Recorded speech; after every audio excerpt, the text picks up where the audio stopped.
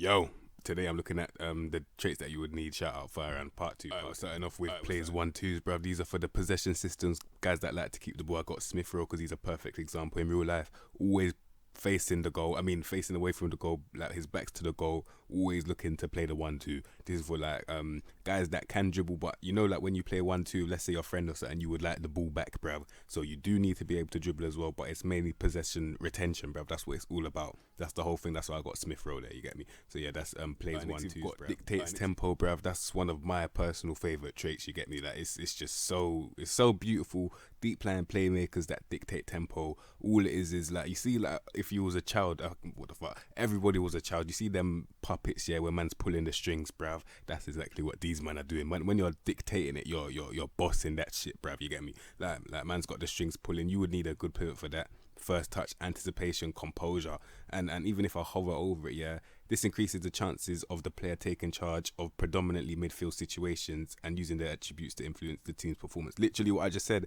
man's pulling the strings, bruv, literally. So yeah, that is dictates tempo, bruv. Danny Parejo, brilliant example. Looks for pass rather than attempting to score, and who better to put here than the man who literally probably invented this role, bruv. I mean, this trait, yeah. Because how many times when he was at Arsenal, man screaming, bang it, bruv, and he puts his head up and passes the ball. Like, it's it's irritating, but if you're looking to get a lot of assists, yeah, it definitely works. Can't lie to you.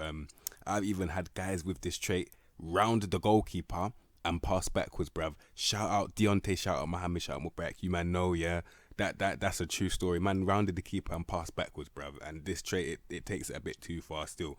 But yeah, you man can read that. It's the truth, bruv. Like, man would have good pivots. Usually they can't shoot anyway, so it's probably for the best, bruv. But yeah, that's what looks for pass rather than attempt to score. Next you've got stops play. Now this one is very, very, very similar to dictates tempo, but the difference is, well, for me, is they both do the same thing in terms of like stopping and trying to assess your options, yeah. But I would usually use this one if the guy's got low decisions, and that's why I've got Thiago here, because they're under average. For a player of this quality, you would probably prefer to stop play than dictates tempo, bruv. You get me? So yeah, that's all it is. Still, man stop and assess his options. That's literally it. Yeah, man. Like, stops play, bruv. Next we've got moves ball to right foot before dribble attempt, bruv. This is for the guys that are right or left only if it's left side, bruv. But on the right side, you would need preferably like a right back, right winger, or right mid. True say they're the only role. Listen, preferably put him right back or right wing. Like I said, I mean, listen, Pedro Porro is the perfect example because he's right-footed and right foot only. He can dribble very well, meaning that he's like ideal for this trait, bruv, because he's just gonna pick up the ball, put it on his stronger foot, the only foot that he really can use, and just dribble and tear shit up, bruv. Mad flair, mad dribbling, bruv, and mad pace too. So yeah, this one will suit someone like Pedro Porro still. Any right-footed right winger or like wide right player that's got pace and dribbling, it will suit them still. So yeah, that's that trait right there. Got dwells on ball. Very similar to stops play, very similar to dictates tempo. The only difference is, for me, it works a lot better with guys that are more physical. You get me? That's why I've got Nzonzi here, because he's got like the first touch, the pivot, the composure, anticipation, things like that. But physically, you would actually need to be a bit more physical, because when you're dwelling on it, you're on the ball for a bit longer still. So yeah, that's why I've got Nzonzi there. Just like a big deep playing playmaker would do for that trait right there, bruv. You get me? So yeah, that's the one. Next you've got tries to play way out of trouble. Yeah, now don't get this confused with like a cam or something. Like, this is for a defensive position, because they're the ones that are going to be in trouble. You get me? That must make sense, yeah, man. Them ones are the ones that are going to be in trouble. So it's usually for centre backs that can dribble. Now, personally, I would never use this trait because I do not like my centre backs dribbling, because it does invite a lot of pressure still. Like, I ain't got time for that, bruv. Man will just lose the ball, get pressed, bruv. But if you did want to use it, yeah, preferably your centre back would have to be able to dribble. As you can see, I've got Van Dijk here. There's many other centre backs that can dribble though. So all you need is a dribbling centre back. That's it. A ball playing defender. That's the one that I was looking for. Yeah, that's all you would need for tries to play way out of trouble still. So yeah, next you've got avoid using weaker foot.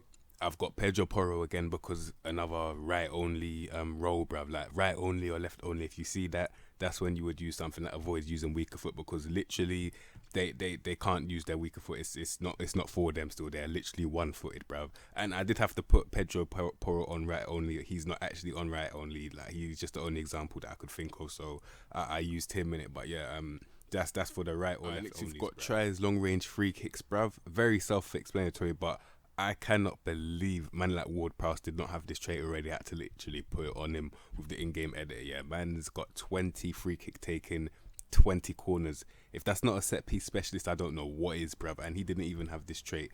But yeah, literally give it to guys that have about 14 free kicks. That's it, bruv. Yeah, man will bang it from fast. I've seen so many highlights, yeah, when the game's dead, bruv, and then they just slap on a random highlight of a random free kick, then it hits the goalkeeper and always goes in. That's what always happens, bruv. I'm your relatable guy. If you've been fucked over by this game, trust me, I know your pain. For this episode, we've got does not dive into tackles. Yeah, this is what I would usually use for a development defender. This is why I've got Ethan Ladd here, yeah, because I would usually like get this guy on loan or something.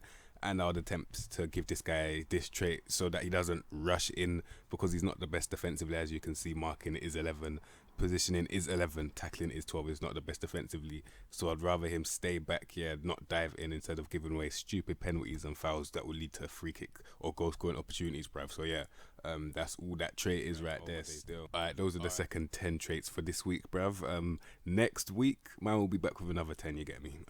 Yeah, hectic, bruv, hectic. But anyway, man, shout out Firing, bruv, you get me? So yeah, you man, if you like that video, subscribe to the content you don't expect from me, and I'll see you in my next episode, bruv.